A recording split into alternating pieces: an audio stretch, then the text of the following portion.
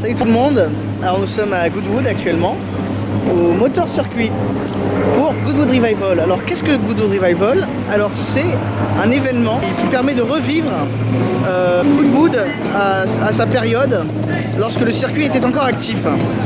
C'est-à-dire, il me semble, 1948-1968 grosso modo. Donc c'est assez sympa, comme vous voyez, je suis bien habillé comme la plupart des gens ici. C'est assez intéressant de voir que tout le monde joue le jeu. Tout le monde a des tenues d'époque, vraiment classe, vraiment... vous verrez, je vais vous montrer ça petit à petit au fur et à mesure de la journée et de l'événement du week-end. Beaucoup de belles voitures qui tournent et qui tourneront, je vais vous montrer tout ça en détail.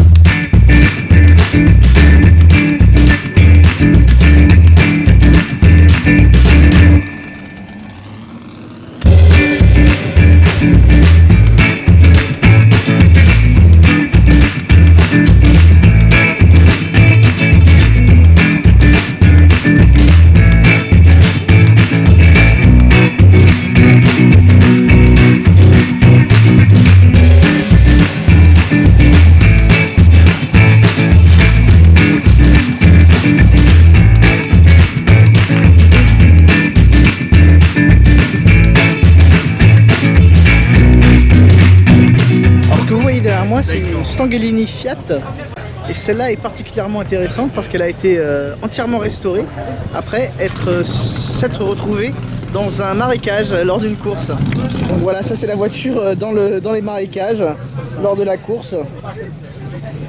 Et après c'est une sorte de barn find en fait au final, hein, mais qui a été restaurée et qui, comme vous pouvez le voir maintenant, est absolument magnifique.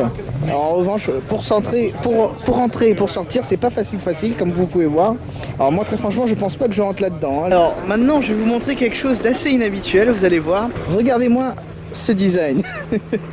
Comme a dit un des mécanos, au niveau de l'aérodynamique, forcément, on va dire que c'est plus trop ce qui se fait. Ceci dit, alors il m'a dit justement tout le monde se fout de la gueule de cette voiture, enfin beaucoup se foutent de la gueule, parce qu'elle a un design assez... on va dire c'est pas le design habituel des voitures de course. En revanche, 400 kg, 120 chevaux. Elle est arrivée 3e apparemment l'année dernière au Grand Prix historique de Monaco.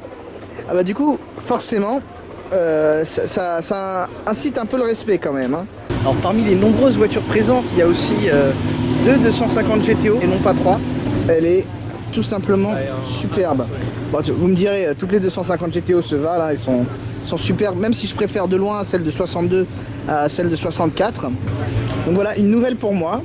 Alors celle-ci, je l'avais déjà vue en 2012 lors du cinquantenaire de 250 GTO, qui avait été célébré en France avec un GTO Tour.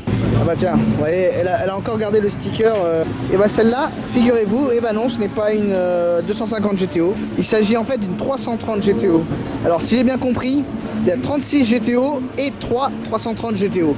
C'est mes informations, hein, prenez pas ça comme du gospel, hein. Alors comment on sait que c'est une 330 GTO?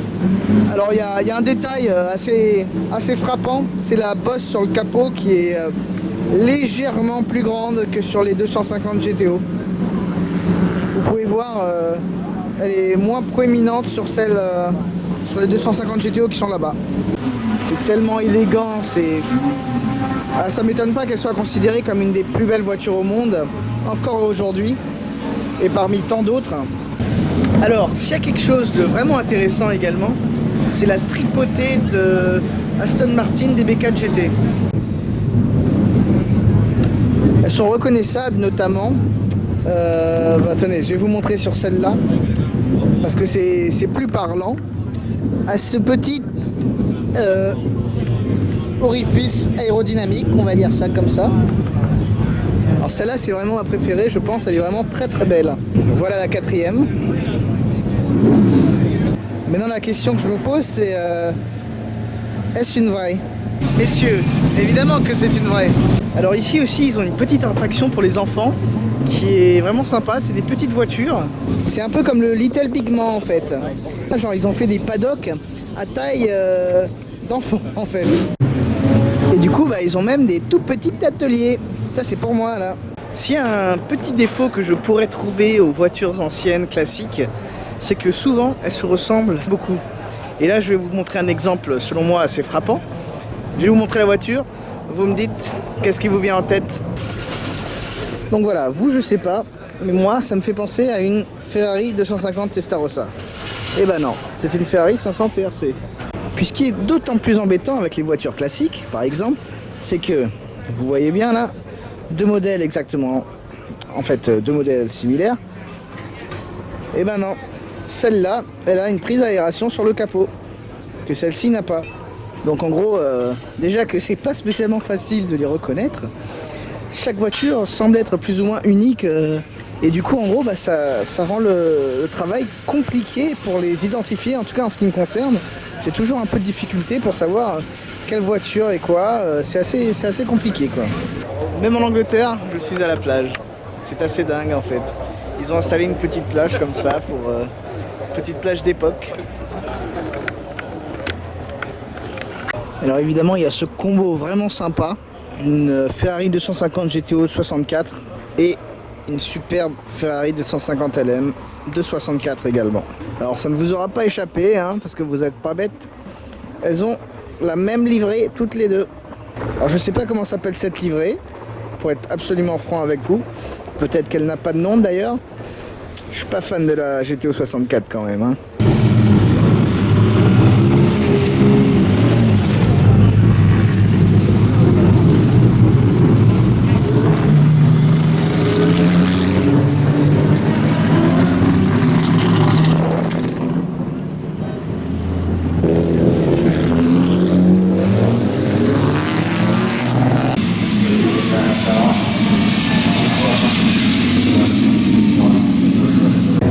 Bernard, on va assister au début de la course Kinrara Trophy. Ça risque d'être assez violent.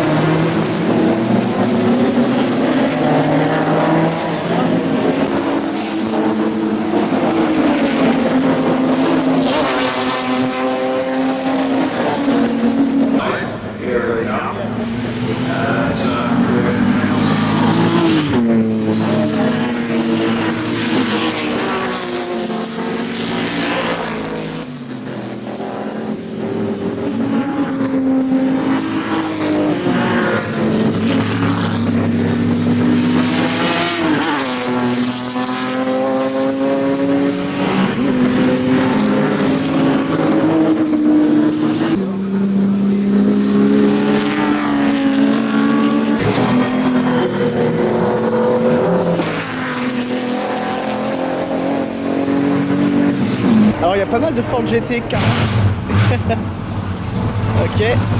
Alors pas autant qu'au 74e Members Meeting, mais bon là aussi c'était très violent. Le prototype de la Ford GT40, donc évidemment qui a donné naissance à toutes les GT40 plus tard.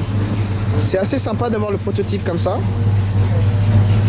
Alors il y a aussi celle-là, c'est une Ford GT40 Roadster de 1965. Alors je pense qu'elle est unique au monde, celle-là. Parce qu'apparemment on l'aurait retrouvée, elle avait été égarée, perdue, on ne savait pas où elle était. Elle a été retrouvée vers New York, au nord de New York, il n'y a pas très longtemps, il y a 4-5 ans, quelque chose comme ça il me semble.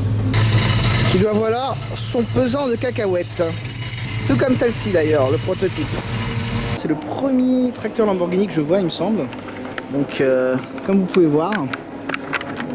Alors comme vous savez, hein, Ferruccio Lamborghini a commencé en construisant des tracteurs que vous pouvez voir là. Dire que maintenant il fait des caisses monstrueuses, mais il y a des modèles qui sont vraiment sympas. Typiquement cette Lamborghini Miura dite Iota de 1967. Faut dire, c'est vraiment sympa quand même en orange, hein. Et après tu tombes sur des bizarreries comme ça, comme le Porsche 989 Concept.